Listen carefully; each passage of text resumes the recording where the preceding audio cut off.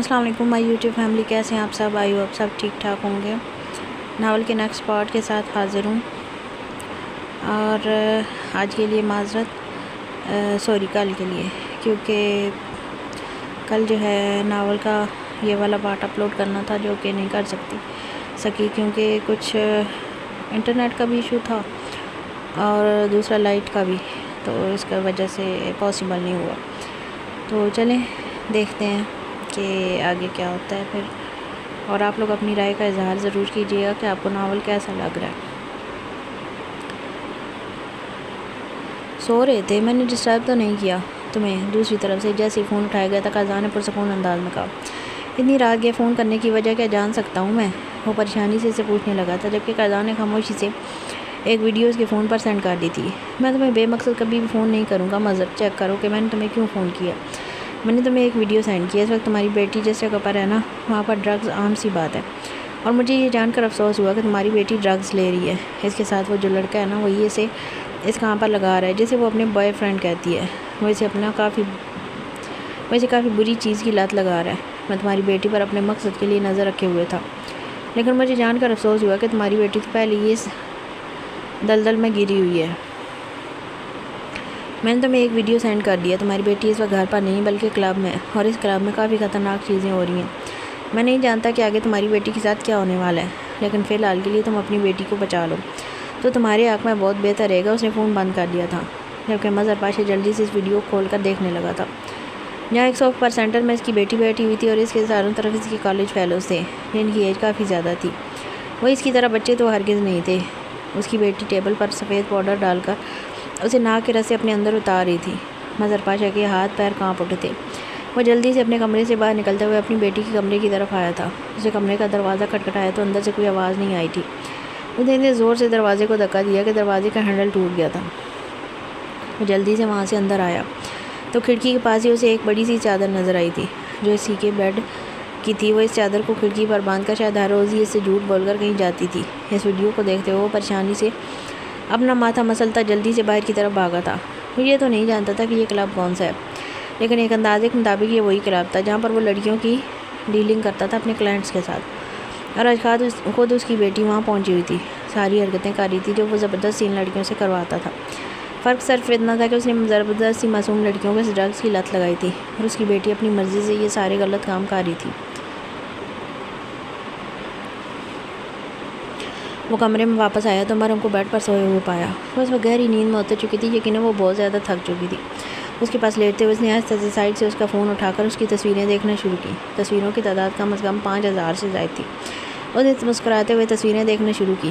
ایک سے بڑھ کر ایک خوبصورت تصویر تھی اس میں اس کی مریم مسکرا رہی تھی، خوش تھی۔ کچھ تصویریں اس نے چہرے پر نقاب رکھ کر بنوا لی تھی کیونکہ جگہ بہت خوبصورت تھی اور لوگ ہونے کی وجہ سے وہ اپنا نقاب اتار نہیں سکتی تھی، لیکن ان خوبصورت لمحات کو وہ مزید خوبصورت بنانا چاہتی تھی، بلکہ کیمرے میں قید بھی کرنا چاہتی تھی، اس لیے تصویریں تو بہت ضروری تھیں اس کے لیے۔ وہ آگے بڑھتے ہوئے کافی ساری تصویریں دیکھ چکا تھا۔ پھر اس نے اپنے موبائل فون کا بلوٹوتھ آن کرتے ہوئے کچھ فوٹوز اور ویڈیوز اپنے فون میں بھیجنا چاہی تھی۔ جب اسے اپنے آپ پر اس کی نگاہیں محسوس ہوئیں، فون کو ایک طرف ہٹاتے ہوئے اس نے اس کی طرف دیکھا تھا جو اسے گھور رہی تھی۔ بہت غلط بات ہے، آپ میری اجازت کے بغیر میرا فون چیک کر رہے ہیں؟ اس نے ڈرامائی انداز میں گھورتے ہوئے پوچھا تھا۔ اور نہیں تو کیا، میں نے سوچا چیک تو کر لوں کتنی تصویریں بنا لی ہیں تم نے اور کتنی میموری باقی ہے اس کی، اور کچھ تصویریں مجھے اپنے فون میں بھیجنی تھی۔ اس نے صاف بات کرتے ہوئے ویڈیو سینڈ کرنا شروع کی تھی جب وہ اٹھ کر بیٹھ گئی تھی۔ اللہ اللہ، آپ میرے فون سے چوریاں کھا رہے ہیں؟ اس کے ہاتھ سے فون لیتے ہوئے ایک طرف پھینک کر بولی۔ بیوی کی کوئی چیز چوری کرنا نہیں کہلاتا۔ ایک جھٹکے میں اسے بیڈ پر پھینکتا اس کے اوپر سایہ بنا گیا تھا، جبکہ دونوں فون ایک طرف رکھتے ہوئے وہ اس کی تصویریں سینڈنگ پر لگا گیا تھا۔ جی نہیں، یہ جو فون کا مالک ہوتا ہے نا وہ فون کے رول بناتا ہے، اور میرے فون سے میری تصویریں اور میری ویڈیوز چوری کرنا چوری کہلاتا ہے۔ اس نے اپنا اصول بنایا تھا، جبکہ وہ اس وقت اصول سننے کے موڈ میں نہیں تھا بلکہ رومانس کرنے کے موڈ میں تھا۔ تبھی تو اس کھیلتے لبوں کو اپنے لبوں میں قید کرتا ہوا اس میں گم سا ہونے لگا تھا۔ میں بہت تھکی ہوئی ہوں، مجھے دوبارہ سونا ہے۔ اس نے اس کی باہوں سے آزاد ہونے کی کوشش کی تھی، لیکن شاید اذان کا اب ایسا کوئی ارادہ نہیں تھا۔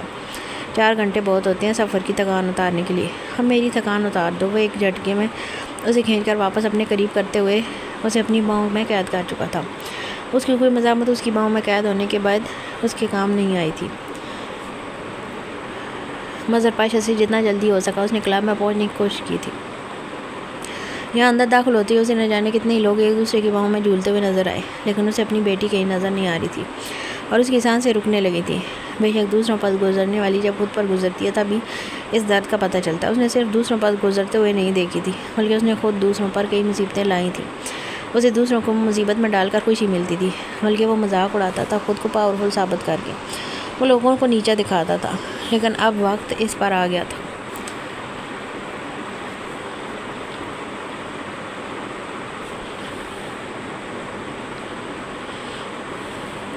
وہ اپنی بیٹی خاطر آج یہاں آیا تھا۔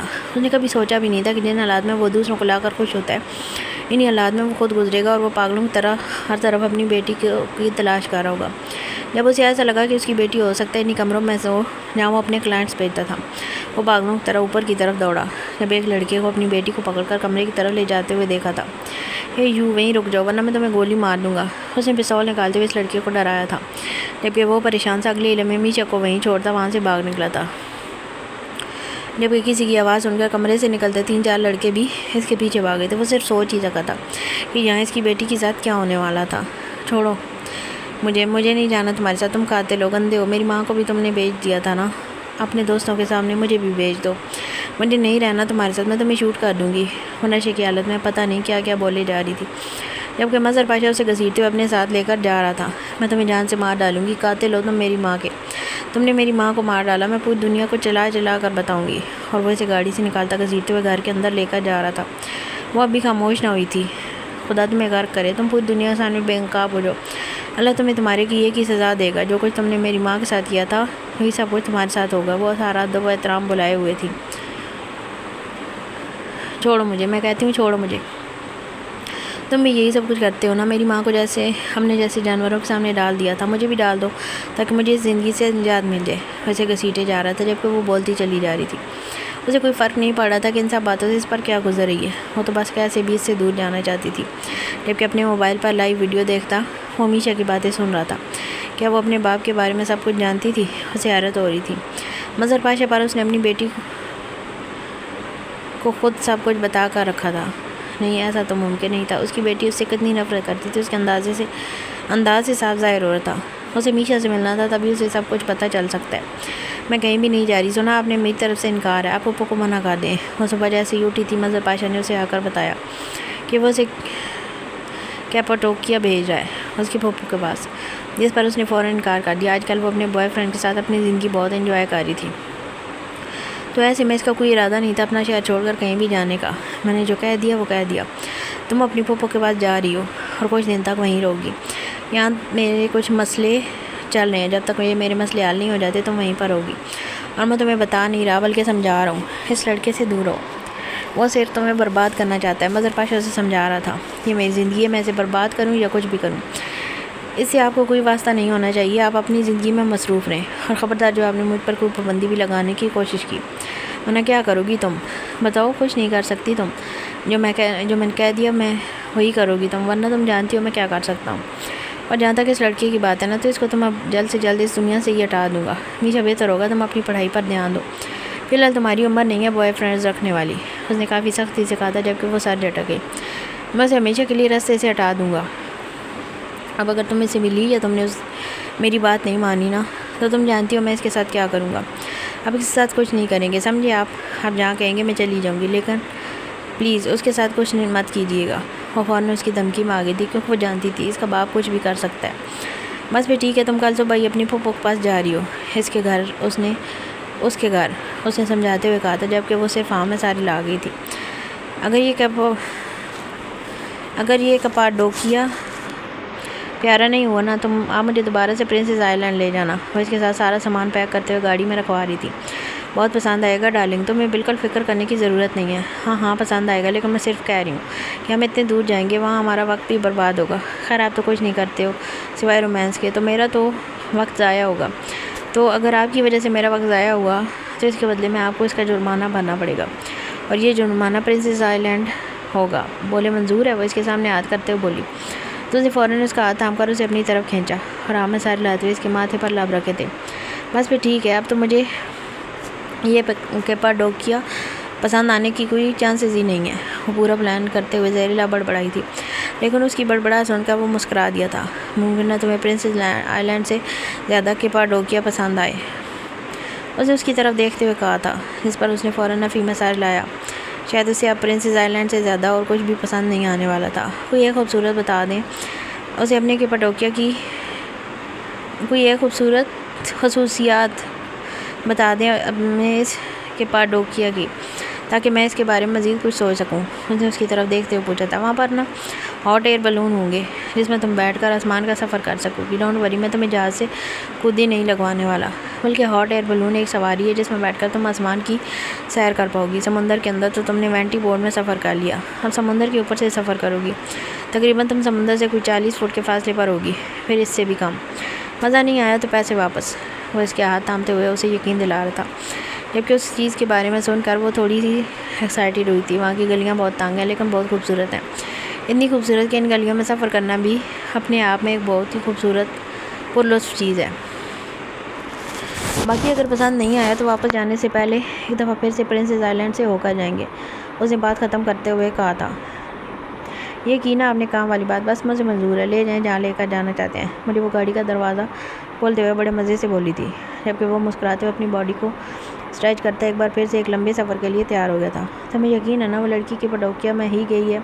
مجھے وہاں سے ملاقات کرنی ہوگی، اس کا نمبر مجھے سینڈ کر دو۔ جی صاحب جی، میں نے آپ کو نمبر ابھی سینڈ کر دینا ہے۔ وہ کیپاڈوکیا میں ہی جا رہی ہے، وہاں اس کی پھوپھو رہتی ہے نا، یہ تو میں نے آپ کو 4 دن پہلے ہی کنفرم بتا دیا تھا۔ پاشا کا کہنا ہے کہ یہاں اس کے کچھ مسئلے چل رہے ہیں، تو وہ اپنی بیٹی کو فی الحال یہاں پر نہیں رکھ سکتا، اس لیے اس نے فیصلہ کیا کہ وہ اپنی بیٹی کو کچھ وقت کے لیے اپنی بہن کے گھر بھیج دے گا۔ اس کی بہن اس کے کام کے بارے میں زیادہ کچھ نہیں جانتی، بس کبھی کبھار آتی جاتی رہتی ہے اپنی بھتیجی سے ملنے کے لیے، ورنہ بھائی سے بھی کوئی خاص تعلق نہیں رکھتی۔ اور میشا بی بی کا تو کیا ہی کہنا، وہ تو کسی کو منہ ہی نہیں لگاتی اور نہ ہی کسی کو پسند کرتی ہے، بہت بدتمیز قسم کی لڑکی ہے وہ، اسے اب میشا کے بارے میں بتانے لگی تھی۔ وہ تو اپنے باپ سے سیدھے منہ بات نہیں کرتی، اتنی نفرت کرتی ہے اپنے باپ سے، بات بات پر اس کو اپنی ماں کی موت کے طعنے دیتی ہے۔ تو کیا یہ سچ ہے کہ اس نے اپنی بیوی کو مار ڈالا تھا؟ اس نے مزید ملازمت سے تفصیلات پوچھی تھی۔ صاحب جی یہ تو میں نہیں جانتی، لیکن پہلی دفعہ جب یہ ساری باتیں میرے سامنے ہوئی تھی تب صاحب جی نے مجھے دھمکایا تھا کہ یہ بات گھر سے باہر نہیں نکلنی چاہیے، ورنہ وہ مجھے جان سے مار دیں گے۔ تو مطلب تو یہی ہے نا کہ یقیناً انہوں نے اپنی بیوی کو مارا ہوگا، اور ویسے بھی بیٹی اس طرح کی بات اتنے دعوے سے تو نہیں کہہ سکتی، نہ کچھ تو سچ ہے اس میں، تبھی تو وہ اسے اس بات پر ہمیشہ خاموش کروا دیتا ہے۔ مجھے تو لگتا ہے یہ بات سچ ہے، اور جس طرح کا یہ آدمی ہے اس نے نہ جانے کتنے لوگوں کو مارا ہوگا، اس نے تو بہت لوگوں کی زندگی برباد کی ہے، اور آپ تو بتا رہے تھے کہ یہ اور بھی بہت سارے غلط کام کرتا ہے، لیکن اس نے خود ہی مارا ہوگا اپنی بیوی کو، وہ یقین سے بولی تھی، جبکہ قائدان نے مزید کچھ نہیں کہا۔ چلو ٹھیک ہے، تو مجھے معلومات دیتی رہنا، کچھ بھی ہوا تو مجھے بتاتی رہنا، باقی گھر میں کیا ہو رہا ہے وہ مجھے کیمرے کی مدد سے پتہ چل رہا ہے۔ وہ بات ختم کرتے ہوئے واش روم سے نکلتی مریم کی طرف متوجہ ہو گیا تھا۔ وہ گیلے بالوں کے ساتھ آ کر آئینے کے سامنے رکی اور اپنے بالوں کو سکھا رہی تھی، جب وہ اس کے پیچھے آتے ہوئے اس کی گردن اپنے باہوں کا آثار مضبوط کر گیا۔ انہیں کیپاڈوکیا میں پہنچے تقریباً آدھا گھنٹہ ہو گیا تھا۔ اس نے یہیں ہوٹل کا ایک روم بک کروا لیا تھا۔ ہوٹل کے باہر ہی اس نے اپنے لبوں کو بڑی مشکل سے کنٹرول کیا تھا ہوٹل کی تعریف کرنے کے لیے، کیونکہ وہ یہاں کیپاڈوکیا موجود کسی چیز کی تعریف نہیں کرنا چاہتی تھی، ورنہ وہ پرنسس آئی لینڈ کیسی جاتی، لیکن وہ یہاں کی خوبصورتی کی بھی قائل ہو چکی تھی۔ وہ فریش ہو کر اب کچھ کھانے پینے کا ارادہ رکھتی تھی۔ ہر سفر کی طرح یہ بھی لمبا سفر تھا، اس نے بھی کافی تھکا دیا تھا، لیکن اس کے باوجود بھی وہ گاڑی میں کافی دیر تک سوتی آئی تھی، تو اسے نیند ہرگز نہیں آئی تھی، اس لیے وہ نہا کر فریش ہوتے باہر آئی جب اسے بیڈ پر بیٹھے ہوئے دیکھا، لیکن اس وقت وہ اس کے پیچھے کھڑا تھا۔ بھوک لگی ہے مجھے، اپنی گردن سے بال ہٹا کر اس کے لبوں کا لمس محسوس کرتے ہوئے فوراً بولی تھی۔ اس سے پہلے کہ اس کا رومانٹک موڈ آن ہو جاتا، اس نے اپنی جان بچانی چاہیے تھی، جبکہ وہ اس کی بات کو نظر انداز کرتا اس کی ٹھنڈی گردن سے پانی کی ننھی ننھی بوندیں اپنے لبوں سے چننے لگا تھا۔ قائز، اس نے ایسے سے پکارا تھا، جبکہ وہ آئینے میں اسے دیکھتا ایک بار پھر سے اپنے کام میں مصروف ہو گیا تھا۔ اس کے لبوں کا نرم لمسا اسے آنکھیں بند کرنے پر مجبور کر گیا تھا۔ اس نے ایسے سے مریم کا ہاتھ تھام کر اپنے گال پر رکھا تھا۔ کیا ہوا؟ وہ آئینے میں اس کے چہرے کو دیکھ رہا تھا، جبکہ اپنی گردن پر اس کی کوئی حرکت محسوس نہ کر کے اس نے آنکھ کھول کر آئینے میں قائدان کا سنجیدہ چہرہ دے کر پوچھا، میں تم سے بہت زیادہ پیار کرنے لگا ہوں مریم، بہت زیادہ۔ وہ پہلے یہ بات ہنس کر کرتا تھا، لیکن آج بہت سیریس انداز میں بولا۔ میں بھی۔ اسے مریم کی سرگوشی سنائی دی تو وہ بے یقینی سے اسے دیکھنے لگا، پھر ایک جھٹکے سے اسے کھینچ کر اس کا رخ اپنی طرف کیا۔ کیا کہا تم نے؟ وہ اس کا چہرہ تھامے پوچھ رہا تھا۔ قائز کی شہزادی ایک ہی بار کہتی ہے، وہ رخ پھیرنے ہی لگی تھی کہ قزان نے اسے تھام کر اپنے سینے میں بھیج لیا۔ وہ دیوانوں کی طرح سے چوم رہا تھا جب وہ اس کے سینے میں پناہ ڈھونڈنے لگی۔ ایک دفعہ پھر سے کہہ دو نا، اس کا انداز منت بھرا تھا۔ اب نہیں کہتی، ورنہ آپ نے پاگل ہو جانا ہے۔ وہ کھلکھلائی تھی جبکہ وہ اس کی کھلکھلاہٹ کو اپنے لبوں میں قید کر گیا تھا۔ ہم اس کے اوپر جا کر بیٹھیں گے۔ ہائے قائز، کتنا مزہ آئے گا، یہ تو زیادہ اوپر بھی ہے، اوپر بھی نہیں ہے، خود ہی تو نہیں لگانی پڑے گی نا اس غبارے سے نیچے۔ وہ کافی زیادہ خوش نظر آ رہی تھی، لیکن پھر بھی اسے ڈر تھا کہیں جہاز کی طرح پھر سے قزان اسے جہاز کے بجائے اس غبارے سے چھلانگ لگانے پر مجبور کر دے۔ نہیں میری جان، بالکل بھی نہیں، کچھ بھی کرنے کی ضرورت نہیں، بس ہم وہاں جائیں گے، انجوائے کریں گے۔ اچھا لگا تم نے اس سے پوچھا؟ اچھا ہے، بہت اچھا۔ بہت اچھا نہیں ہے۔ اس کو اچانک ہی پرنسس آئلینڈ یاد آ گیا تھا، جہاں جانے پر تو نو رسک تھا۔ چلو، بہت اچھا بھی لگے گا۔ اور اس کے بعد تمہارے لیے ایک اور بھی بہت خوبصورت سرپرائز ہے، اس نے جیسے اس کے کان میں سرگوشی کرتے ہوئے کہا۔ اس کی ایک سائڈ میں چیک کرنی چاہیے تھی۔ وہ کیا؟ جلدی جلدی بتائیں مجھے، میں اس کا ہاتھ تھام کر پوچھنے لگی تھی جبکہ اس نے نفی میں سارے لایا دیا تھا۔ ابھی تو بولا کہ سرپرائز ہے، اور سرپرائز اس طرح سے بتا کر میں اپنا سرپرائز خراب تھوڑی نہ کروں گا، جان تمہیں اس کے لیے تھوڑا سا ویٹ کرنا پڑے گا۔ چلو اب آؤ، ہماری باری ہے، تمہیں چڑھنا ہے۔ وہ اسے لیے جلدی سے آگے بڑھا تھا جبکہ وہ بھی اس کے ساتھ اس کا ہاتھ تھامے بھاگتے ہوئے اس بڑے سے غبارے کے پاس آئی تھی۔ یہاں کے سیکورٹی نے ان سے کہا تھا کہ وہ ان کی سیکورٹی کے ساتھ جائیں گے، لیکن قزان نے منع کر دیا کیونکہ یہ اتنا بھی خطرناک نہیں تھا کہ اس کے لیے سیکورٹی کی ضرورت پڑتی، لیکن پھر بھی ٹیم ممبر نے اپنے کام مکمل کر کے رکھے ہوئے تھے۔ وہ بھیا بھی کیا ہمارے ساتھ آنا چاہتے تھے؟ آپ نے انہیں منع کر دیا، اس نے ترکش میں کہا تھا۔ اسے سمجھ تو نہیں آیا تھا، لیکن جتنا سمجھ آیا اس کے حساب سے اسے یہی لگا تھا کہ قزان نے اسے ساتھ چلنے سے منع کر دیا۔ ہاں، میں نے کہا کہ ہمیں ڈسٹربنس نہیں چاہیے۔ اس کا ہاتھ تھامتے ہوئے اسے بڑی سی ٹوکری نما جگہ کے اندر بٹھانے لگا تھا۔ یہ ایک بہت بڑا سا باسکٹ لگ رہا تھا۔ ارے بیچارے کو آنے دیتے نا، اس کا بھی تو دل کر رہا ہوگا نا اوپر گھومنے کا۔ اب خواجہ کا رومانس ہوتا ہے۔ اسے قزان کا یہ انداز پسند نہیں آیا تھا کہ اس نے کسی کی خواہش مار دی۔ وہ کوئی خواہش مند نہیں بلکہ سیکورٹی گارڈ ہے ڈارلنگ۔ اس نے کہا تھا کہ اگر ہم ڈرتے ہیں یا اوپر اونچائی میں خوف محسوس کرتے ہیں، وہ ہمارے لیے تھوڑا بہت سیکورٹی کا انتظام کرے گا، لیکن اس کی ضرورت نہیں ہے۔ ہم وہاں سے اوپر سے کریں گے، ہرگز نہیں۔ اگر کچھ بھی غلط ہوا تو ہم وہاں اوپر لگے بٹن کے ساتھ ہم لوگوں نے اسے انفارم کر دینا۔ اور یہ سوئنگ سوٹس کس لیے پہنائے ہیں لوگوں نے؟ ویسے بھی اتنے تھوڑے سے فاصلے میں ہمیں گارڈ کی ضرورت محسوس نہیں ہوگی۔ ویسے اوپر کھڑکی کی طرف کھڑا کرتے ہوئے خود بھی اس کے پاس آتا ہاٹ ایئر بیلون کا باسکٹ بند کرنے لگا تھا۔ اچھا پھر ٹھیک ہے، مجھے لگا وہ آنا چاہتے تھے اور آپ نے انہیں آنے نہیں دیا کیونکہ میں تمہارے ساتھ رومانس کرنا چاہتا تھا، رائٹ؟ اس نے اس کی آدھی ادھوری بات کو مکمل کی تھی، جس پر اس نے فوراً سے سر ہاں میں ہلایا۔ میں اسے اپنے رومانس کی تعریف سمجھی ہوں یا تم مجھے ٹھرکی کہنا چاہتی ہو؟ وہ اس کے الفاظ پکڑتے ہوئے بولا۔ اسے تعریف کرنا تو ہرگز نہیں کہتے، آف کورس میں آپ کو ٹھرکی کہتی ہوں۔ ہر وقت جسے رومانس ہوتا ہے وہ ٹھرکی ہی ہوتا ہے۔ اگر میں ٹھرکی ہوں تو تم ٹھرکن ہو، خود کیسے ہیروز پر لائن مارتی ہو، اور میں جو خود اپنی ذاتی بیوی پر لائن مارتا ہوں تو ٹھرکی ہو جاتا ہوں۔ اس نے اسی آدمی کو اشارہ کیا تھا جو فوراً اس کی ہاٹ ایئر بیلون کی سیٹنگ کرنے لگا تھا، اور تھوڑی ہی دیر میں وہ آہستہ آہستہ ہوا کی طرف پرواز کرنے لگے۔ اچھا چھوڑے نا، ہم بھی کیا فضول باتوں میں لگ گئے ہیں۔ جانو جی، ہم مجھے کون سا سرپرائز دینے والے ہیں؟ اسے اچانک ہی کچھ یاد آیا تھا کیونکہ وہ مسکرا دیا تھا۔ وہ جب اپنے مطلب کی بات پر آتی تھی تب ضرورت سے زیادہ میٹھی ہو جاتی تھی۔ جانو جی، اس نے آئی برو اچکائے جس پر وہ شرما کر سر جھکا گئے۔ نہیں بتاتا کیا کر لوگی؟ بولا نا سرپرائز ہے، ویسے بھی لڑائی کرو، میرا لڑنے کا موڈ ہے۔ اگر تم نے مجھ سے لڑائی نہیں کی تو میرا رومانٹک موڈ آن ہو جائے گا، اور پھر تم جانتی ہو کیا ہوگا۔ اس نے اسے کام پر لگاتے ہوئے دھمکی بھی دی تھی، جس پر وہ اسے گھور کر رہ گئی۔ اچھا نہیں بتانا تو مت بتائیں، چلیں میری تصویریں بنائیں، اور کسی کام کے نہیں ہیں آپس، تصویریں ہی اچھی بناتے ہیں۔ میں یہاں پہ کھڑی ہو جاؤں؟ اس نے سائڈ سے بنی اس جگہ پر اشارہ کیا تھا، جبکہ وہ ہاں میں سارے لاتا خود بھی اٹھ کر کھڑا ہو گیا تھا اور اس کی تصویریں بنانے لگا تھا۔ وہ سرپرائز آج ہی ملے گا نا؟ اس نے اچانک پھر سے پوچھا تھا، جبکہ اس کی ایکسائٹمنٹ پر وہ مسکرا کر صرف ہاں میں سارے لا گیا۔ آج ہی ملنے والا ہے تو بتا دیتے کہ کیا؟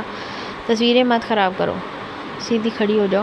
اور اس نے ذرا سختی سے کہا تو وہ نقاب اتار کر منہ بنا کر تصویریں بنانا شروع کروا چکی تھی۔ اتنا بھی مزہ نہیں آ رہا جتنا پرنسس آئلینڈ میں آیا تھا۔ پتہ نہیں سرپرائز کیا ہوگا۔ وہ منہ میں بڑبڑائی، جبکہ اس کے چہرے سے ہی لگ رہا تھا کہ وہ یہ ایکسپیرینس کافی انجوائے کر رہی ہے۔ وہ مسکرا کر اس کی تصویریں لینے لگا۔ بہت مزہ آیا، یہ تو بیسٹ ایکسپیرینس تھا، نہیں مطلب تھوڑا تھوڑا مزہ آیا. آپ نے وہ میری سائڈ والی پوز والی تصویر ٹھیک سے بنائی تھی نا, اگر اچھی نہیں آئی بنی تو ہم دوبارہ بنا لیتے ہیں, یہ نہ ہو میری تصویر خراب ہو جائے. ویسے بھی اب تو 3 مہینے کے بعد ہم یہاں واپس آئیں گے نا, اسے اچانک سے ہی خیال آیا تھا کہ جو تصویر اس کی اچھی نہیں بنی اسے وہ دوبارہ سے اچھا کر کے بنا سکتی ہے. اور ویسے بھی ان کی واپسی جلدی نہیں ہونے والی تھی اور وہ چاہتی تھی کہ سب کچھ پرفیکٹ ہو. میری جان, تمہاری تصویر بہت پیاری آئی ہے اور بقول تمہارے میں بہت ہی اچھا فوٹوگرافر ہوں, تو تمہیں میرے اس ٹیلنٹ پر بالکل شک نہیں کرنا چاہیے. اس نے اس کے موبائل میں وہی تصویر ڈھونڈتے ہوئے اسے یقین دلایا تھا. جب اس کا اپنا فون بجنے لگا, یہ انجان نمبر کس کا تھا وہ ہرگز نہیں جانتا تھا. شاید پاشا اسے کسی اور نمبر سے فون کرنے کی کوشش کر رہا ہو, لیکن پاشا والا نمبر تو اس نے بند کر رکھا تھا, تو وہ اسے فون کر ہی نہیں سکتا تھا. یہ تو وہ والا نمبر ہے جو اس نے اس کی ملازمہ کو دے رکھا تھا. ارے یہاں پر تو سکون سے رہنے دو, کون فون کر رہا ہے, لائیے میں بات کرتی ہوں. ارے میری جان, تمہیں بالکل پریشان ہونے کی ضرورت نہیں, یہ فون بند ہو گیا ہے. اس نے اگلے ہی لمحے کال کاٹ کر فون واپس جیب میں ڈالا تھا, لیکن ذہن میں خیال آیا کہ آخر اسے اس نمبر پر فون کون کر سکتا ہے. شاید اسی ملازمہ نے اسے کسی اور نمبر سے کال کرنے کی کوشش کی ہوگی, لیکن مریم کے سامنے وہ ہرگز اس کال کو اٹینڈ نہیں کر سکتا. اسی لیے فی الحال اس نے اپنی ان ساری چیزوں کو اگنور کرنا ہی بہتر سمجھا تھا. وہ مریم کو لے کر کہیں جا رہا تھا, جب اس کے فون پر دوسری طرف اسی نمبر سے کال آئی. سامنے آئس کریم پارلر تھا. دیکھ کر اس نے گاڑی روک دی تھی, کیونکہ اب وہ جاننا چاہتا تھا کہ اسے کال کرنے والا شخص کون ہے. مریم کافی زیادہ خوش نظر آ رہی تھی. یہ انٹرٹینمنٹ بھی اس نے کافی زیادہ انجوائے کی تھی. آئس کریم کھا کے آگے بڑھتے ہیں, اس نے سامنے پارلر کی طرف اشارہ کیا تھا, جبکہ مریم نے منہ بنایا. وہ جتنی ایکسائٹیڈ تھی اپنے سرپرائز کے لیے, وہ اتنا ہی لیٹ ہو رہا تھا. ہم آئس کریم واپسی پر کھا لیں گے, پہلے وہاں چلتے ہیں نا جہاں آپ نے میرے لیے سرپرائز رکھا ہوا ہے. اس نے فوراً اس کا ہاتھ تھام کر انکار کرنا چاہا تھا. صبر کا پھل میٹھا ہوتا ہے میری جان, ہم تھوڑا سا صبر اور کریں گے, اور ویسے بھی آئس کریم کھانے میں کتنا وقت لگتا ہے, صرف 5 منٹ یا 10 منٹ. چلو. وہ گاڑی سے اترتے ہوئے اس کی طرف آتا, اس کے سائڈ کا دروازہ کھلنے لگا. جبکہ وہ حیران تھی, وہ خود آئس کریم اتنا زیادہ پسند نہیں کرتا تھا, لیکن آج وہ نرس سے آئس کریم لینے پر مجبور کر رہا تھا. لیکن آج وہ زبردستی اسے آئس کریم کھانے پر مجبور کر رہا تھا, تو اس کا مطلب تھا وہ اسے اپنے سرپرائز سے پہلے خوب سارا تنگ کرنا چاہتا تھا. یہ تو بدلہ لینے والی بات ہوئی. قازان کو اپنی اتنی پیاری بیوی سے اس طرح سے بدلہ ہرگز نہیں لینا تھا, آخر وہ اس کی اتنی پیاری بیوی تھی. میں آپ کو کبھی زندگی میں کوئی سرپرائز نہیں دینے والی قائز, یہ بات آپ ہمیشہ یاد رکھیے گا. وہ گاڑی سے نکلتے ہوئے اسے دھمکی دے رہی تھی, جبکہ وہ دروازہ لاک کرتا اس کا ہاتھ تھام کر سڑک پار کرنے لگا. وہ اسے فیملی کیبن میں بٹھاتا خود باہر نکل آیا تھا, کیونکہ اب اس کے فون پر آنے والی کال کی رفتار تیز ہو چکی تھی.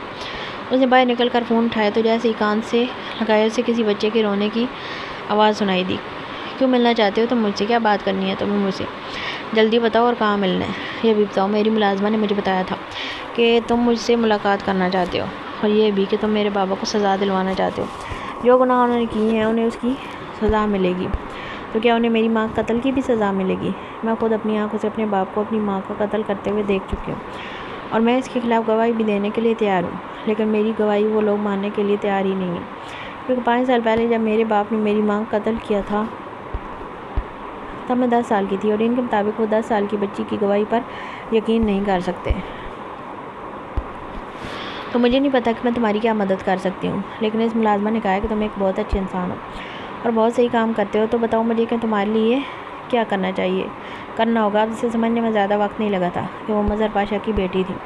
اتنی نفرت, اتنا غصہ اپنے ہی باپ سے وہ لج کر بولا تھا. اتنا تو وہ سمجھ چکا تھا کہ وہ جانتی ہے کہ اس کا باپ کس طرح کا انسان ہے, لیکن پھر بھی وہ اپنے باپ کے خلاف گواہی دینے کو تیار تھی, اسے سزا دلوانے کو تیار تھی. ہاں ہے, غصہ ہے, نفرت. تم بتاؤ کہ تم کیا کرنے والے ہو میرے بابا کے خلاف, اور کیا تمہارے پاس میرے بابا کے خلاف کوئی ثبوت ہیں جن سے تم انہیں گنہگار ثابت کر سکو؟ نہیں, میرے پاس کچھ بھی نہیں ہے میشا, لیکن میں پھر بھی تمہارے باپ کو گنہگار ثابت کروں گا, بلکہ وہ خود اپنے منہ سے اپنے گناہ قبول کرے گا. میں تم سے جھوٹ نہیں بولوں گا. مجھے کوئی آرمی آفیسر یا پولیس والا مت سمجھنا, میں بھی اسی کی طرح ایک گنہگار انسان ہوں, لیکن میرا کام ایسے گنہگاروں کو ان کے انجام تک پہنچانا ہے. تمہارے باپ نے پچھلے کافی عرصے سے بہت غلط کام کیے ہیں.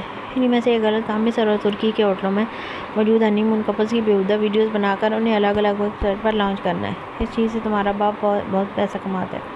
ایک بچی کے سامنے یہ باتیں کرتے ہوئے مجھے خود بہت عجیب لگ رہا ہے, لیکن میں تم سے کچھ چھپاؤں گا بھی نہیں. اس کے کام میں بہت سارے لوگ شامل تھے.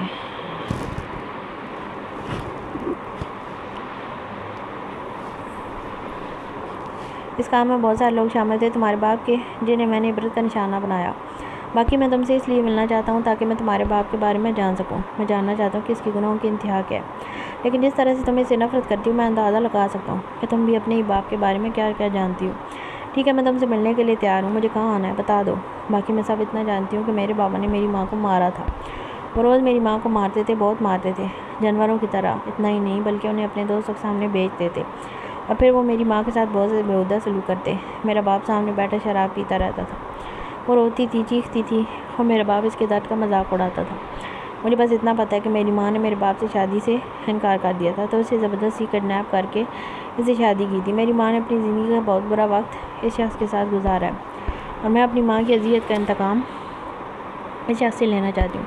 اس کے لیے مجھے کچھ بھی کیوں نہ کرنا پڑے، میں کرنے کے لیے تیار ہوں۔ وہ بولے جا رہی تھی جب قیزان اس کی ساری باتیں سنتا اس فیملی کے ایبن کے دروازے پر کھڑی مریم کو دیکھنے لگا، جو شاید اسی کا انتظار کرنے میں لگی ہوئی تھی۔ ٹھیک ہے، میں تم سے ملتا ہوں۔ میں تم سے ملنے سے پہلے تمہیں فون کروں گا، تم اس جگہ آ جانا۔ اسے فون رکھتے ہوئے کہا تھا، جبکہ وہ جلدی سے آرڈر کرتا خود اس کمرے کی طرف چلا گیا جہاں پر مریم اس کا انتظار کر رہی تھی۔ کہاں رہ گئے آپ؟ میں کب سے آپ کی راہ دیکھ رہی تھی۔ سوری جان، ضروری کال آ گئی تھی۔ یہاں تم بیٹھو نا، یہاں کھڑی کیوں ہو؟ بس ابھی ویٹر آنے والا ہے۔ اس نے اس کے لیے کرسی گھسیٹتے ہوئے اسے بٹھایا، جبکہ آئس کریم کھاتے ہوئے اب وہ میشا سے ملنے کی پلاننگ کرنے لگا تھا۔ اسے کل صبح میشا سے ملنے کا سوچا تھا۔ اسے یہی سوچا تھا کہ یہاں سے واپس ہوٹل جاتے ہی وہ صبح میشا سے ملنے کے لیے اسے فون کرے گا۔ اب اس معاملے کو وہ زیادہ لٹکا نہیں سکتا تھا، کیونکہ 2 دن کے بعد ان لوگوں کو مصر واپس جانا تھا۔ اللہ جی، یہ کتنی خوبصورت جگہ ہے، یہاں پر کیا طوفان وغیرہ ہے؟ وہ ریت کی بنی ہے نا؟ اس نے سامنے کی طرف اشارہ کرتے ہوئے پوچھا تھا۔ قدیم زمانے کے پتھر ہیں ڈارلنگ، اور یہ ہوا کی کاریگری ہے۔ چلو وہاں جانا بھی تو ہے نا۔ وہ اس کا ہاتھ تھام کر اسے آگے کی طرف لے کر جانے لگا تھا۔ دور سے تو ایسا لگ رہا ہے جیسے کانٹے اگے ہوں۔ وہ بھی ریت وہ اس کے ساتھ ہی چل رہی تھی جب سامنے سے ایک آدمی 2 گھوڑوں کی رسی کو پکڑ کر ان کی طرف لا رہا تھا۔ چلو ڈارلنگ، آگے سفر ان پر کرنا ہے۔ اس نے گھوڑوں کی طرف اشارہ کیا تھا، جبکہ وہ فوراً ہی گھوڑے سے اتر کر اس کے پیچھے ہوئی تھی۔ میں نہیں بیٹھوں گی، اس پر گر جاؤں گی میں، اور یہ گھوڑا مجھے اپنی ٹانگ سے مار ڈالے گا۔ نہیں، مجھے بڑا ڈر لگتا ہے، میں نہیں جاؤں گی اس کے اوپر۔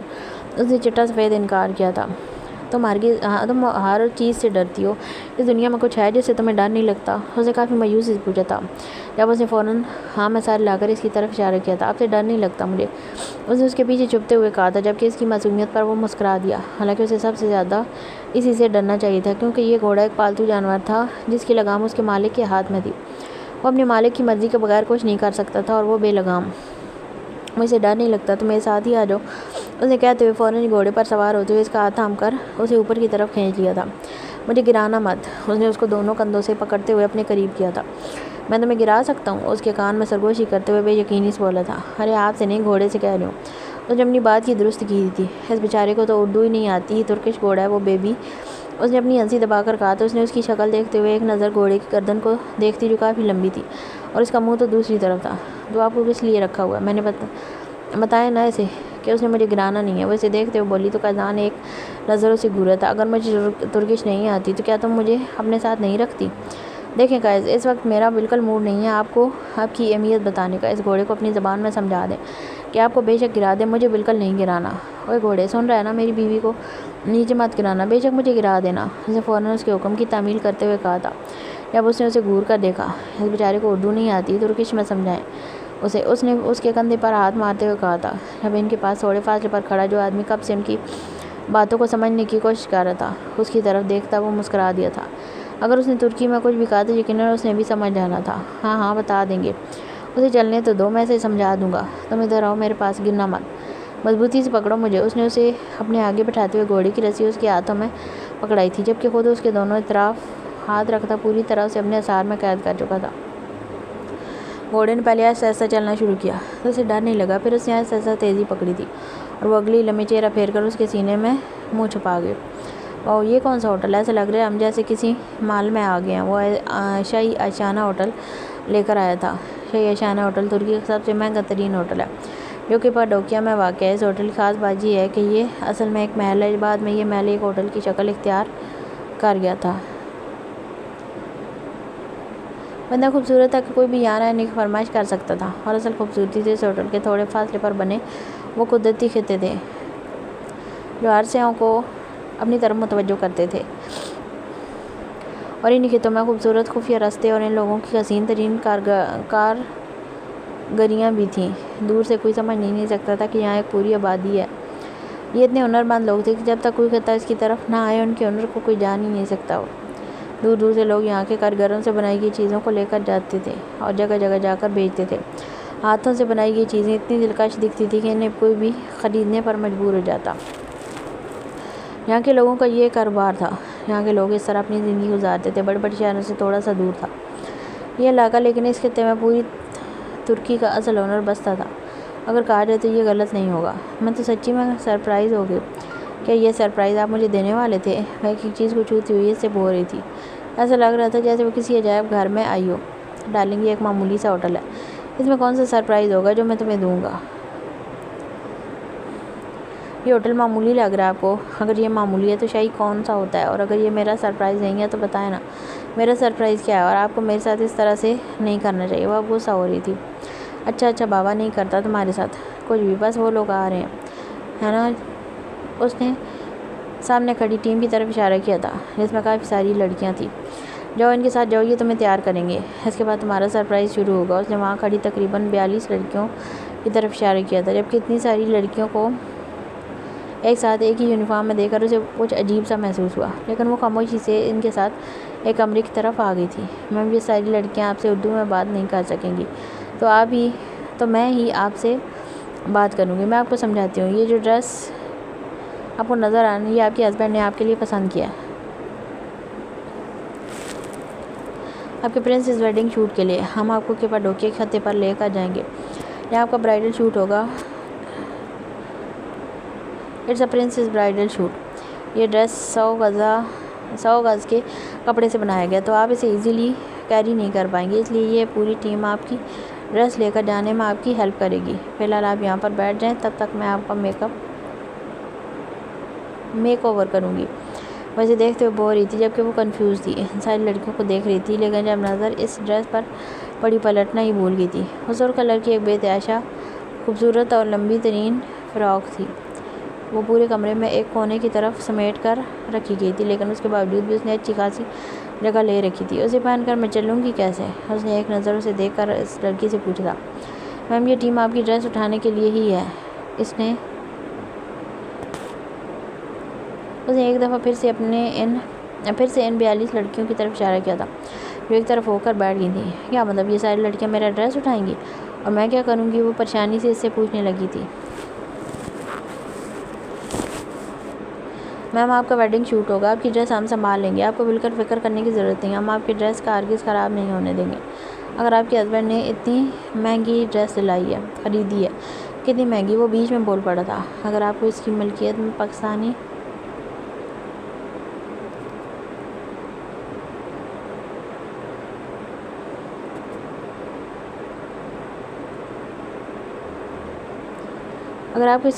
پاکستانی روپے میں بتاؤں تو تقریباً 1 کروڑ 80 لاکھ کی ڈریس ہے یہ۔ ہم اس کی پوری طرح سے کیئر کریں گے، آپ کی ڈریس کو کچھ بھی نہیں ہوگا اور نہ ہی آپ کو رستوں سے گھبرانے کی ضرورت ہے۔ ہم آپ کے لیے آپ کا راستہ بھی آسان کر دیں گے۔ وہ جیسے ہی پوری تیاری کر کے بیٹھی ہوئی تھی، لیکن مرم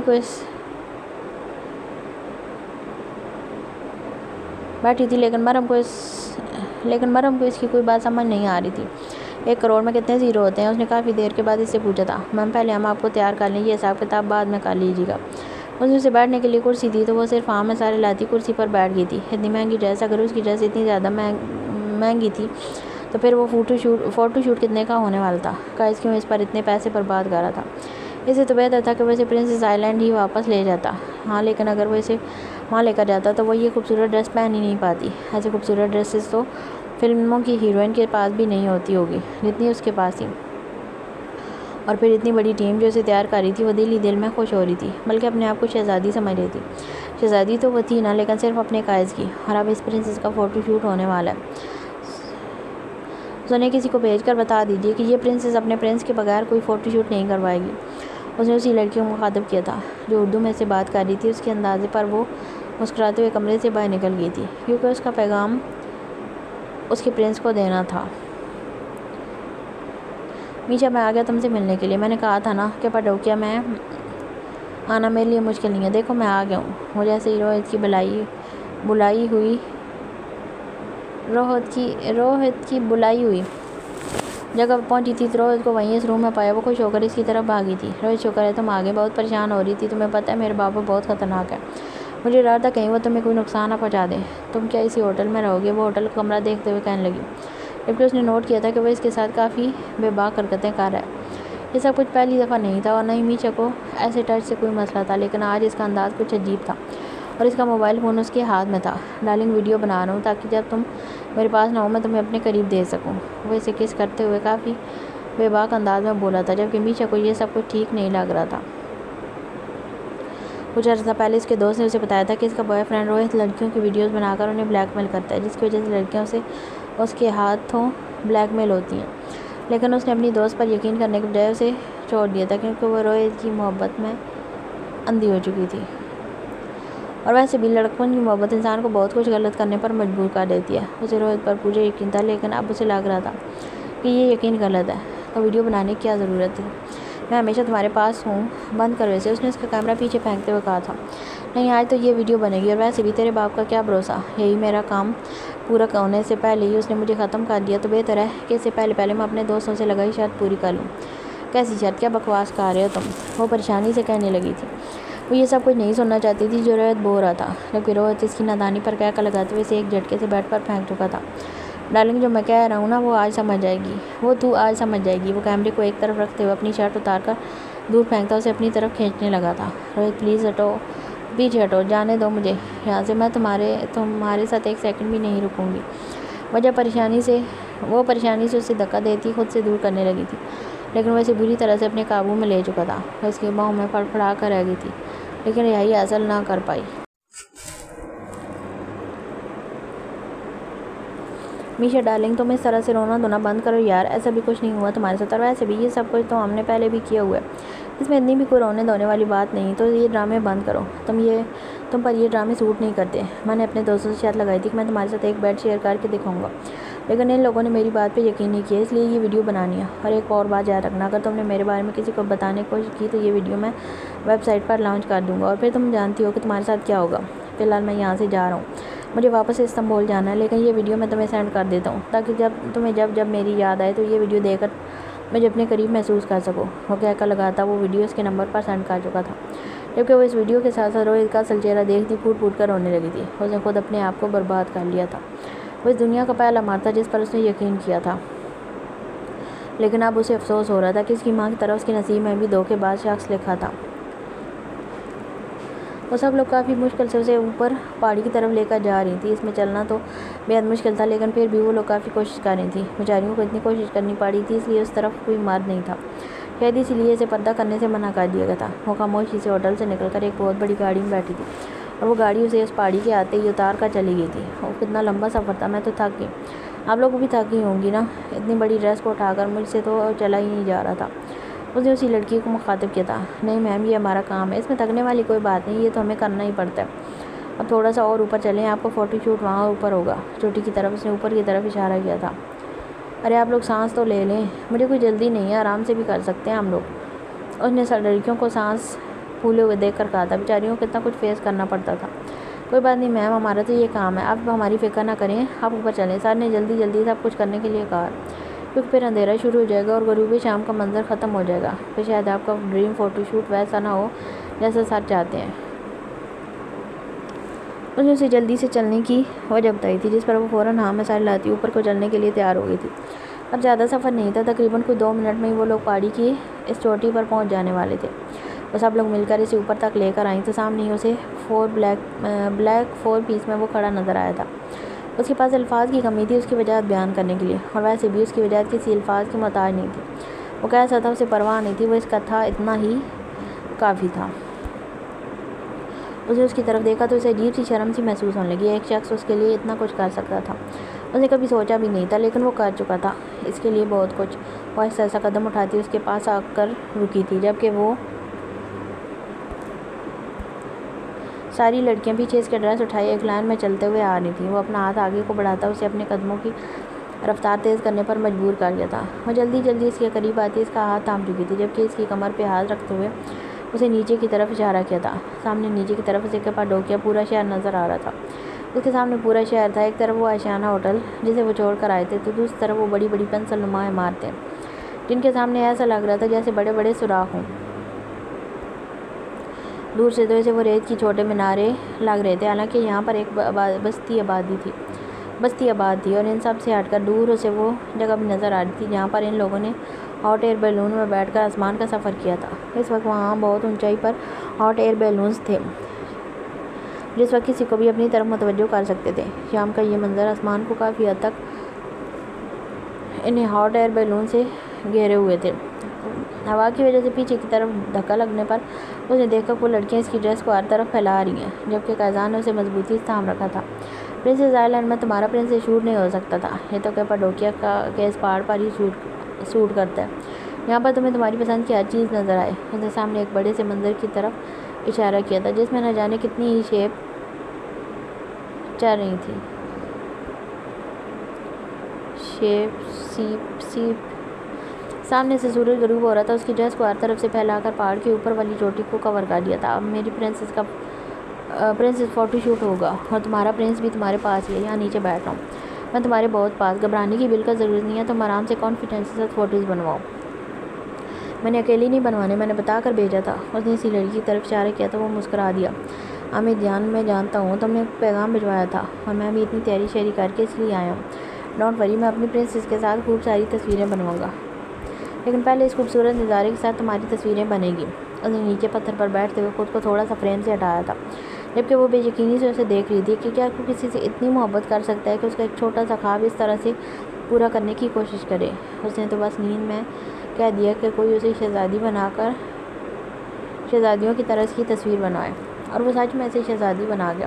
اس کی آنکھوں میں آنسو آ رہے تھے۔ خواب کبھی کبھی اس طرح سے بھی پورے ہوا کرتے ہیں۔ میم پلیز آپ روئیے گا مت، آپ کا میک اپ خراب ہو جائے گا، جس طرف کھڑی لڑکی نے کہا تو قائزان نے کافی پریشان ہو کر اس کی طرف دیکھا تھا۔ میں رو نہیں رہی، ہوا بہت تیز چلی ہے، اور یہ جو آپ نے اوپر چھوٹی لیشز لگائی ہیں نا، یہ میری آنکھوں کے اندر جا رہی ہیں۔ اس نے قائزان کی طرف دیکھتے ہوئے کہا۔ وہ اپنی شہزادی کے لیے اتنا کچھ کر رہا تھا اور وہ پاگلوں کی طرح رو رہی تھی۔ میری بیوی کی آنکھیں اتنی خوبصورت ہیں، یہ سب کچھ کرنے کی ضرورت کیا تھی؟ اس نے اس لڑکی کی طرف دیکھتے ہوئے ذرا سختی سے کہا۔ سر، وہ مکمل فوٹو شوٹ کے لیے وہ منمنائی تھی۔ کوئی بات نہیں قائز، میں بالکل ٹھیک ہوں، اور یہ زیادہ پیاری بھی لگ رہی ہیں، تو میں تھوڑی دیر کے لیے ایڈجسٹ کر لوں گی، اس نے مسکرا کر کہا تھا، جبکہ وقت کو برباد نہ کرتے ہوئے وہ اب تصویریں بنانے لگی تھی۔ ان چاروں فوٹوگرافر لڑکیوں نے اس کی ٹوٹل 110 تصویریں بنائی تھیں۔ اس کے بعد قائزان کو بلایا گیا، اس کا ساتھ نبھانے کے لیے اس کے ایک بازو پر ہاتھ رکھتے ہوئے اس نے اس کی کمر میں ہاتھ ڈالنے کے لیے کہا، جبکہ اس تصویر میں ان دونوں نے سیریس ہونا تھا، اور قائز اس کا چہرہ دیکھ رہا تھا جہاں وہ ہنسی چھپانے کی کوشش بمشکل کر رہی تھی۔ وہ جانتا تھا اسے گدگدی ہوتی ہے۔ میری شکل نہ دیکھیں، مجھے اور زیادہ ہنسی آئے گی، مجھے فیل نہ کروائیں۔ وہ کہتے ہیں نا، سردی اور گدگدی جتنی زیادہ محسوس کرے اتنی زیادہ ہوتی ہے، اور وہ بے عزتی اور سردی تھی۔ قائزان نے مسکرا کر کہا، آپ میری چیزوں میں غلطیاں نہ نکالا کریں، میری اپنی بات ہوتی ہے، آپ کسی فلاسفر کے ساتھ نہ ملایا کریں۔ جانو، تم بھی کسی فلاسفر سے کم نہیں ہو، تمہاری باتوں پر ایک کتاب لکھی جا سکتی ہے۔ اس نے آہستہ سے اس کے چہرے کے نیچے انگلی رکھ کر اس کا چہرہ اوپر کیا۔ جب وہ اس کی آنکھوں میں دیکھتی کچھ کہنے والی تھی کہ ان لوگوں نے ان کی تصویر بنوا لی، اور اب وہ فوٹوگرافر اس تصویر کی تعریف کر رہی تھی اور اپنی کارگری پر خوش ہو رہی تھی، جبکہ قائزان بنا کچھ بولے ایک بار پھر سے اس کی طرف دیکھنے لگا۔ اس کے کندھے پر ہاتھ رکھتے ہوئے اس نے سامنے ڈوبتے سورج کی طرف دیکھا تھا، جبکہ قائزان کا دھیان اب بھی صرف اسی کے حسین چہرے پر تھا۔ لڑکیوں نے ہر اینگل سے ان کی تصویر بنائی تھی جسے پوز بنانے کے لیے وہ انہیں کہہ رہی تھی، لیکن وہ ان دونوں کے لیے ہی ممکن نہیں تھا۔ وہ ایک دوسرے میں مغن اتنے زیادہ پیارے لگ رہے تھے۔ اب پھر تصویریں بنتی ہی چلی گئیں۔ ان لوگوں کا فوٹو شوٹ کافی زیادہ لمبا ہو گیا تھا، لیکن ہر اینگل سے لی گئی تصویر جس میں اس جگہ کی خوبصورتی کو بھی اجاگر کیا تھا، بہت ہی خوبصورت تھی۔ یہ البم انہیں کل تک تیار شدہ ملنے والا تھا۔ تیز ہوا کے ساتھ اڑنے والے خوبصورت پھول اس پہاڑی پر تقریباً ہر طرف لگے ہوئے تھے، ان کے فوٹو شوٹ کو مزید خوبصورت بنا رہے تھے۔ شام آہستہ آہستہ اندھیرے میں ڈلنے لگی تو سامنے ہی آسمان پر سمندر کی طرف سے اشارہ ہوتے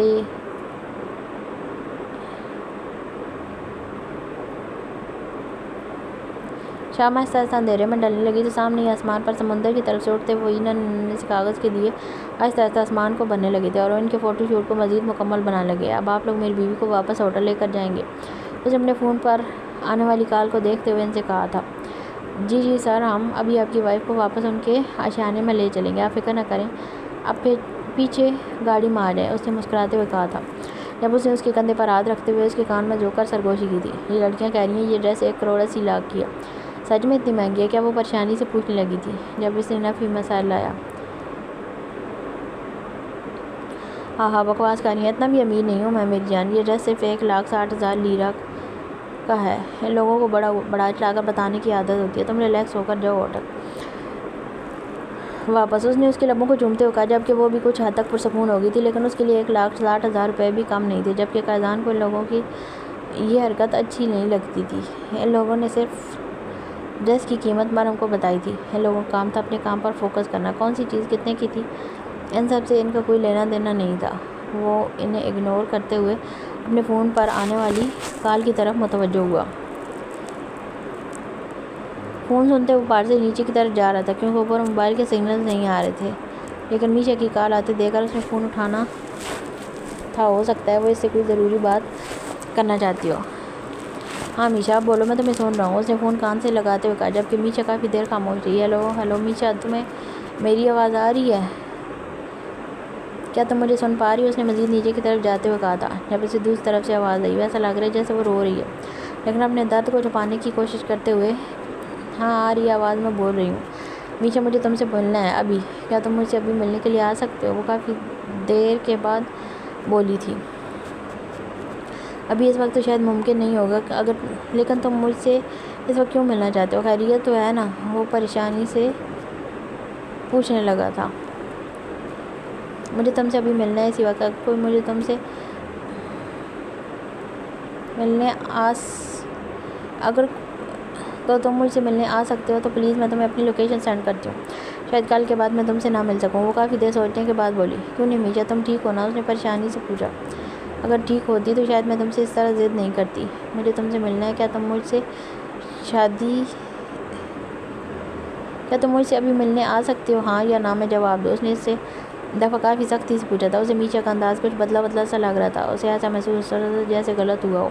ٹھیک ہے میں آتا ہوں، تم اپنی لوکیشن ابھی کے ابھی مجھے سینڈ کر دو اور میں کوشش کرتا ہوں تم سے ملنے کی۔ وہ بس اتنا کہہ کر فون بند کر چکا تھا جبکہ اگلے 2 منٹ کے اندر ہی اسے اپنے موبائل فون پر اس کی لوکیشن موصول ہو گئی تھی۔ اسے میشا کے انداز سے الجھنی سی محسوس ہو رہی تھی، ایسا لگ رہا تھا جیسے اس کے ساتھ کچھ غلط ہوا۔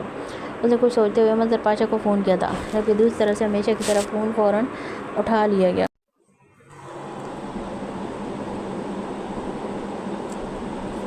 ہیلو، بولو کیوں فون کیا تم نے؟ ہمیشہ کی طرح وہی لیا دیا انداز، جب قیزان کا ارادہ آج اسے طنز کرنے کا نہیں تھا بلکہ وہ اسے ضروری بات کرنے کے لیے اسے فون کر رہا تھا۔ تمہاری بیٹی ٹھیک نہیں ہے مظہر پاشا، کچھ ہوا ہے؟ وہ پریشان تھی، میں نے دیکھا ہے اسے، اس کی حالت کافی خراب لگ رہی تھی، مجھے لگ رہا ہے کہ تمہیں اس سے ملنا چاہیے۔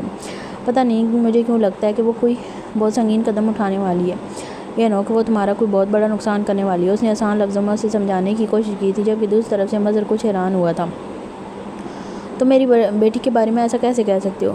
تم جانتے ہی کتنا ہو میری بیٹی جہاں ہے بہت خوش ہے، یہ مت سوچنا کہ میں تمہاری باتوں میں آ کر اپنی بیٹی کو فون کروں گا یا اسے رابطہ کرنے کی کوشش کر کے تمہیں بتا دوں گا کہ وہ کہاں ہے، مظہر پاشا نے دماغ کا استعمال کرتے ہوئے کہا تھا۔ اسے یہی لگا تھا کہ قیزان جاننا چاہتا ہے کہ اس کی بیٹی کدھر ہے۔ تمہاری بیٹی اس وقت کپاڈوکیا میں ہے اور تمہاری بیٹی ٹھیک نہیں ہے، یہ بات ہی یاد رکھنا، اللہ نہ کرے کہ وہ کوئی غلط قدم اٹھائے، لیکن اس کے انداز سے لگ رہا ہے کہ وہ تمہارے لیے بہت بڑی پریشانی پیدا کرنے والی ہے۔ اس نے بس اتنا کہہ کر فون کاٹ دیا تھا اور صاف الفاظ میں یہ بتایا کہ وہ پہلے سے ہی واقف ہے کہ اس کی بیٹی کہاں ہے، تو اس کے اتنا بھی خود کو سمارٹ سمجھنے کی ضرورت نہیں ہے۔ جبکہ مظہر پاشا دوسری طرف سے سچ مچ میں اس دفعہ پریشان ہو گیا تھا۔ دراصل میرا ارادہ آج ہی مظہر پاشا کو ختم کر دینے کا ہے، میں سوچ رہا ہوں کہ آج ہی میں واپس استنبول کے لیے نکل جاتا ہوں اور بہتر یہی ہے کہ میں وہیں پر اسے ختم کر دوں۔ میشا کے ساتھ میں کسی لمبے چکروں میں نہیں پڑنا چاہتا، وہ مجھ سے ملنا چاہتی ہے، میں بھی اس سے مل لوں گا۔ پہلے مجھے لگتا تھا کہ وہ میری کچھ مدد کر سکتی ہے، لیکن اس کی باتوں سے میں نے اندازہ لگایا کہ وہ اپنے باپ کے بارے میں جانتی ہے سب کچھ، لیکن اس معاملے میں وہ ہماری کوئی مدد نہیں کر سکتی۔ میں چاہتا تھا کہ انجم کو انصاف ملے، اس کا قاتل گنہگار ثابت ہو جائے دنیا کی نظروں میں، لیکن میشا اپنے باپ کے خلاف گواہی نہیں دے سکتی کیونکہ اپنی ماں کا قتل ہوتے ہوئے اس نے بہت چھوٹی عمر میں دیکھا تھا اور قانون اس قتل کی آئی وٹنس کو قبول نہیں کرتا، اس لیے میں مزید اس معاملے کو لٹکانا نہیں چاہتا۔ میں نے سوچا تھا کہ میں مظہر پاشا کی ڈیڈ باڈی کو اپنے ساتھ لے کر جاؤں گا، لیکن اب میں ایسا بھی نہیں کرنے والا۔ میرا ارادہ اس کی لاش کو میشا کے حوالے کر دینے کا، اور جہاں تک میشا کی بات ہے تو اسے میں آج ہی بتا دوں گا کہ میں نے اس کے باپ کو ختم کر دینا۔ فی الحال میں اسی سے ملنے جا رہا ہوں، مجھے 2 گھنٹے میں کیسے بھی واپس آنا ہوگا۔ ہمارا ہوٹل میں اکیلی ہے۔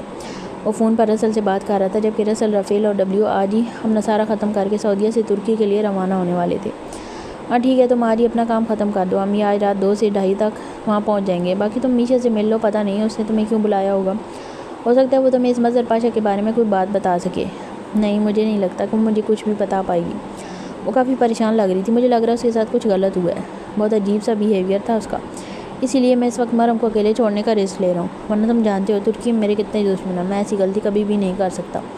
فی الحال تو مجھے کیسے بھی میشا سے مل کر واپس ہوٹل جانا ہے۔ ہوٹل سے نکلنے سے پہلے میں نے اس لڑکی سے کہہ دیا تھا کہ وہ جب تک میں واپس رہوں میری بیوی کے ساتھ رہے، اس کے لیے میں اسے ایک الگ سے پیمنٹ کر دوں گا، اور تم لوگ بھی جلدی سے جلدی پہنچنے کی کوشش کرو، میں یہ میشا والا معاملہ ختم کر کے تم سے ملتا ہوں۔ وہ فون رکھتے ہوئے گاڑی سے باہر نکلا تھا، جہاں سامنے بہت بڑا ہوٹل تھا جہاں میشا نے اسے بلایا تھا۔ بولو میشا، تم نے مجھے یہاں پر کیوں بلایا ہے؟ میرا ارادہ تھا تم سے ان 2 دنوں میں ملنے کا، لیکن اتنا ارجنٹ بلانے کی وجہ میں سمجھ نہیں سکا۔ تم ہو جس نے فون پر مجھ سے بات کی تھی، وہ ایک نظروں سے سر سے پیر تک دیکھتے ہوئے بولی۔ فیضان نے صرف ہاں میں سارے لایا، اسے یہ لڑکی بہت عجیب سی لگی۔ اب تک جو CCTV فوٹیج میں وہ اس لڑکی کو دیکھتا رہا تھا، یا جتنا اس نے اس لڑکی کو پیچھا کیا تھا، وہ اس لڑکی سے بالکل الگ لگ رہی تھی۔ ہاں میں ہوں فیضان کاظمی، جس کی فون پر تم سے بات ہوئی تھی، اس نے جواب دیا۔ اگر کوئی لڑکا زبردستی میرے ساتھ ریلیشن شپ بنائے اور میں اسے انکار کر دوں تو کیا یہ میرے ساتھ ریپ ہوگا؟ وہ اس کی طرف دیکھتے ہوئے بولی تو ایک لمحے کے لیے فیضان کے ہاتھ رک گئے۔ وہ حیرانگی سے اسے دیکھ رہا تھا۔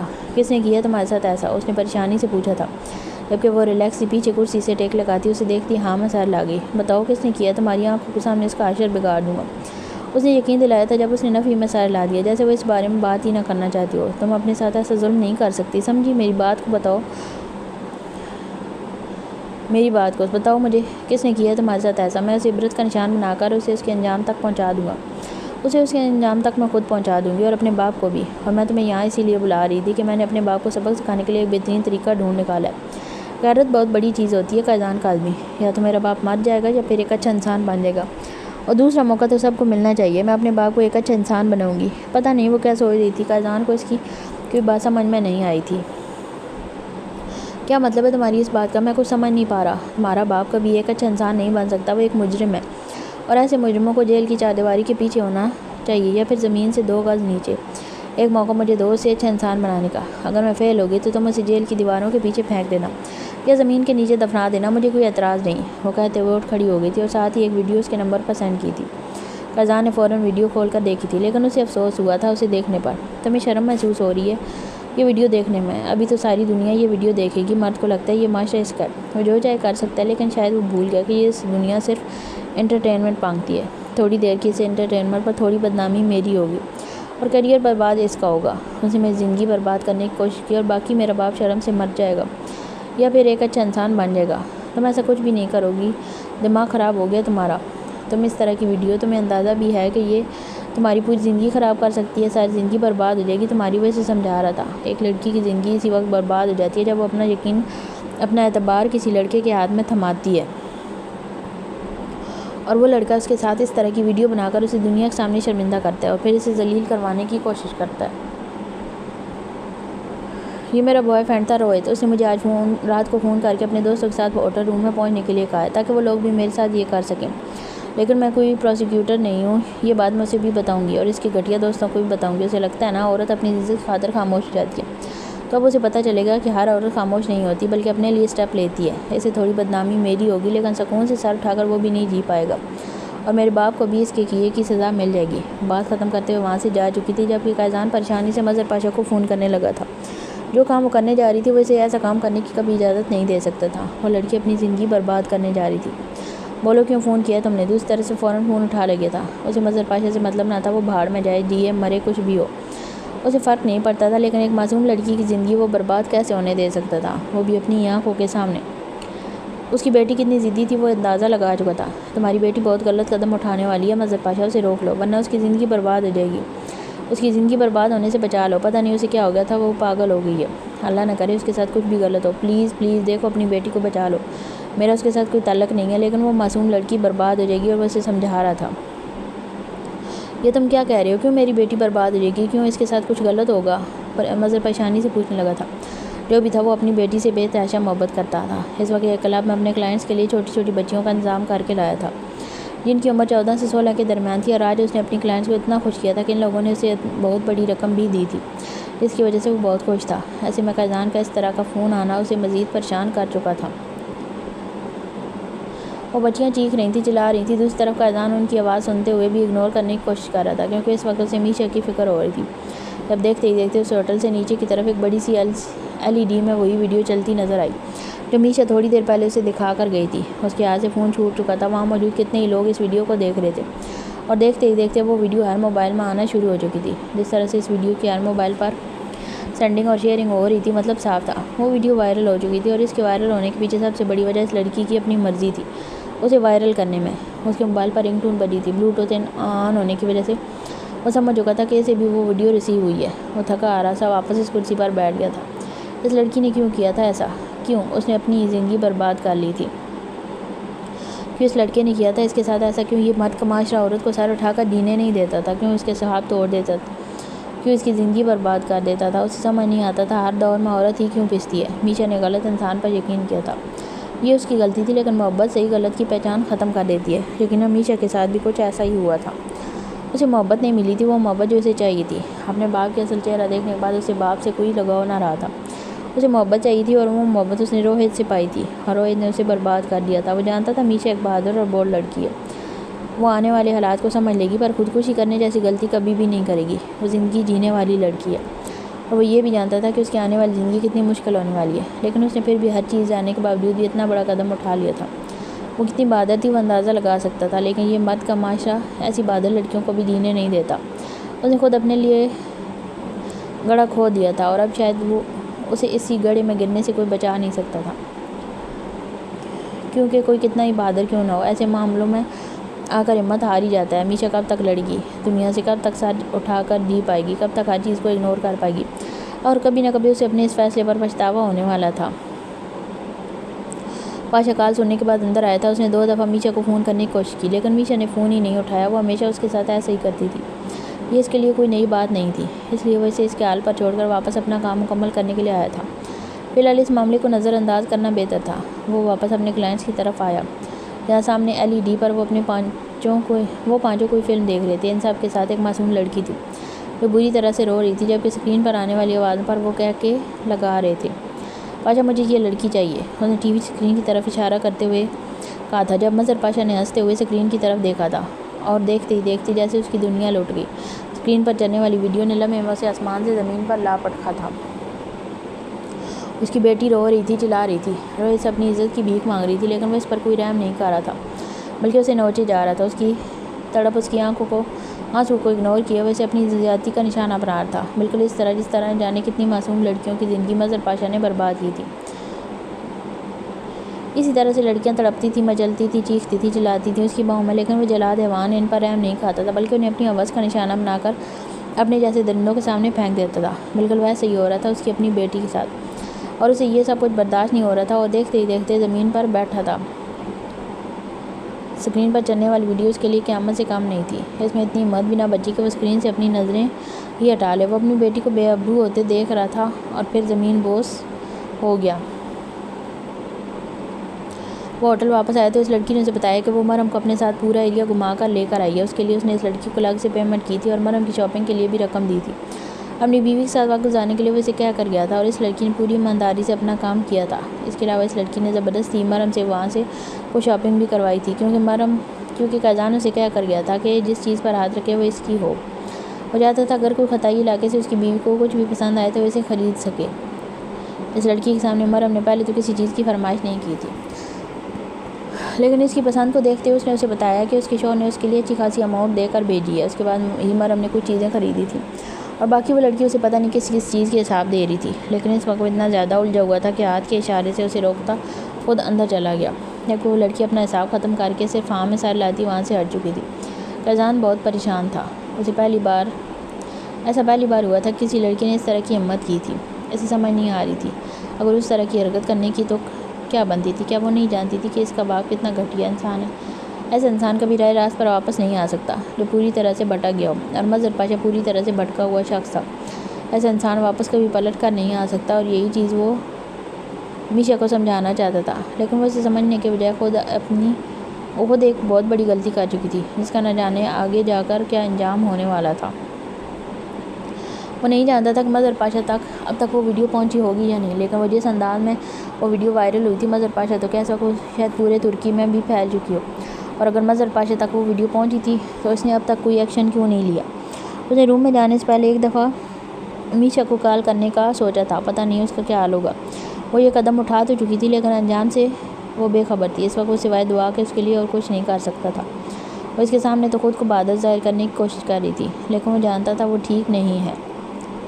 السلام علیکم، بولو کا اذان۔ دوسری طرف سے خوش باش سی آواز سنائی دی۔ اسے پریشان ہو کر نمبر دوبارہ چیک کیا تو میشا کا ہی نمبر تھا، اور آواز بھی۔ وعلیکم السلام، تم ٹھیک ہو؟ میشا نے اس سے پریشانی سے پوچھا تھا۔ الحمدللہ میں بالکل ٹھیک ہوں، تم سناؤ کہیں تم میری پریشانی میں آدھے تو نہیں ہو رہے کہ میں نے خودکشی نہ کر لی ہو؟ ڈونٹ وری، میں ایسا کچھ بھی نہیں کرنے والی۔ میں استنبول جا رہی ہوں اپنے بابا کے پاس۔ میں تم سے کچھ مل کر جاتی، بٹ ابھی نکلنا ہوگا۔ میرے بابا ہاسپٹلائز ہیں۔ ان کی کسی آوارہ حیوان دوست کا مجھے فون آیا تھا، جس نے مجھے بتایا کہ میرے بابا کو فالج کا اٹیک ہوا ہے، اور وہ زندگی اور موت کے بیچ میں لڑ رہے ہیں۔ ان کا پورا جسم کام کرنا چھوڑ چکا ہے۔ مجھے ابھی ان سے ملنے جانا ہوگا۔ فکر مت کرو، میرے باپ کی تھوڑی بہت غیرت جاگ گئی ہے، تبھی تو وہ اپنے باپ کو مذاق اڑا رہی تھی۔ مجھے نہیں پتا وہ زندہ بچیں گے یا نہیں بچیں گے، لیکن میں تم سے ان کے لیے ایک موقع مانگتی ہوں۔ میں تم سے وعدہ کرتی ہوں کہ وہ کوئی غلط کام نہیں کریں گے۔ آئی پرومس یو، جو کچھ میں نے ان کو دکھایا ہے نا، اس کے بعد کوئی بھی باپ اتنا نہیں کر سکتا۔ اگر بس ایک بار انہیں موقع دے دو، میں تم سے وعدہ کرتی ہوں، اگر وہ زندہ بچ گئے تو وہ کبھی کوئی غلط کام نہیں کریں گے، کبھی کسی غلط راستے پر نہیں جائیں گے۔ میں نے کہا تھا نا، میں اپنے بابا کو ایک اچھا انسان بنا دوں گی، تم دیکھ لینا وہ ایک اچھے انسان بن جائیں گے، اور مجھے یقین ہے کہ میں انہیں ایک بہت اچھا انسان بنا لوں گی۔ ڈاکٹر کے مطابق ان کے دل کے علاوہ ان کا سارا جسم پیرالائز ہو چکا ہے، وہ کچھ بھی نہیں کر سکتے۔ میں اپنے بابا کو لے کر یہاں سے پیرس چلی جاؤں گی۔ ڈاکٹر نے کہا کہ میرے بابا کے پاس زیادہ وقت تک زندہ رہنے کے چانسز نہیں ہیں، اور اگر وہ زندہ بچ بھی گئے تو ساری زندگی کبھی بھی اپنے پیروں پر کھڑے نہیں ہو پائیں گے، اور نہ ہی اپنی زبان کا کبھی استعمال کر پائیں گے۔ میں جانتی ہوں میں ایک اچھی بیٹی نہیں ہوں، میں نے اپنے بابا کو اس حال تک پہنچایا، لیکن یہ ضروری تھا۔ میں بس دیکھنا چاہتی تھی کہ میرا باپ جو کچھ باقی لوگوں کے ساتھ کرتا ہے، اگر اس کے اپنے دوست اپنے ساتھ ویسے ہی ہو تو اسے کیسا لگے گا؟ میرے خیال میں اسے اس کے کیے کی سزا میری وہ ویڈیو دیکھ کر مل چکی ہے، اور ان کے لیے اتنی سزا کافی تھی۔ میں جانتی ہوں انہوں نے بہت گناہ کیے ہیں، تمہاری نظر میں ان کی سزائے موت ہوگی، لیکن یہ بھی تو موت سے کم نہیں نا، کہ جو کچھ انہوں نے دوسروں کے ساتھ کیا وہی ان کے ساتھ ہو رہا ہے، اور اب ان کی سزا یہ ہے کہ وہ ساری زندگی اپنے ذہن سے چیزوں کو نکال نہیں سکتے۔ وہ اسے سمجھا رہی تھی۔ میں نہیں جانتا میشا کہ تم نے کیا سوچ کر یہ سب کچھ کیا ہے، لیکن اگر تمہیں لگتا ہے یہ سب کچھ ہونے کے بعد تمہارا باپ ایک اچھا انسان بن جائے گا تو جاؤ، میں اسے ایک موقع دیتا ہوں، تم جاؤ اسے لے جاؤ یہاں سے، ساری زندگی اس کا خیال رکھو۔ اگر وہ ٹھیک ہو جاتا ہے تو میں تمہارے صدقے سے معاف کر دوں گا، اور اگر وہ ٹھیک نہیں ہوتا تو بھی اب وہ تمہارے حوالے ہے، تم اس کے ساتھ جو چاہے کرو۔ وہ بات ختم کر کے فون بند کر چکا تھا، جبکہ میشا کا نمبر بھی اس نے اپنے فون سے ڈیلیٹ کر دیا تھا۔ ہاں، وہ کوئی نہیں ہوتا اسے معاف کرنے والا، اسے معاف کرنے کا حق صرف انجم رکھتی تھی، لیکن وہ ایسے انسان سے کیا بدلہ لیتا جو خود ہی مر چکا تھا؟ ایسے مرے انسان کو مار کر بھی کیا حاصل کر لیتا؟ بہتر تھا ایسا انسان زندہ رہے اور ساری زندگی پچھتائے۔ اب شاید اس کے پاس سوائے پچھتاوے اور ان سوچوں کے کچھ نہیں ہونے والا تھا، بہتر تھا وہ اسے اس کی حال پر چھوڑ دیتا۔